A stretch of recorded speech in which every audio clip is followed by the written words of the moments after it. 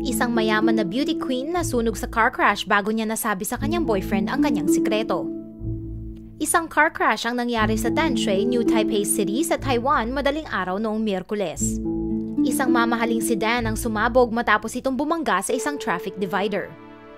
Sumugod sa eksena ang mga bumbero pero ang 34-year-old na driver na si Teng Yiting ay hindi na naligtas. Ayon sa pulis, si Teng ay ipinanganak sa Hong Kong at lumaki sa Taiwan. Lumipat siya sa US matapos ng high school at sumali sa mga beauty contest sa California. Bumalik siya sa Taiwan noong 2011 at gumawa ng real estate na negosyo. Bagamat ilang buwan na sila magkasama ng kanyang boyfriend, ay hindi daw ito pumayag na umako ng responsibilidad nang malaman ni Teng na siya ay buntis. Naglabas siya ng sama ng loob sa Facebook at sinabing hindi na nagpakita ang kanyang boyfriend mula nang malaman nito ang kanyang pagkabuntis. At dahil hindi niya kakayanin maging single parent, abortion na lang ang pipiliin niya.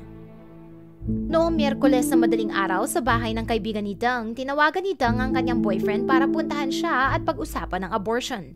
Umayaw ang kanyang boyfriend, sabay sabing masyado pa siyang lasing kaya hindi siya makapunta. Pinuntahan ni Teng ang kanyang boyfriend pero dito na nangyari ang aksidenteng kanyang ikinamatay.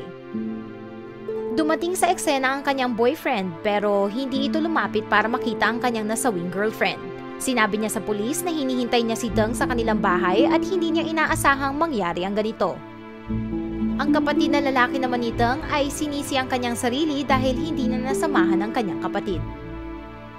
Ayon sa pulis, kailangan pa nila magsagawa ng DNA test para makilala ang bangkay na nasa loob ng sedan. I-check din nila ang health record ng biktima para malaman kung siya nga ay totoong nabuntis.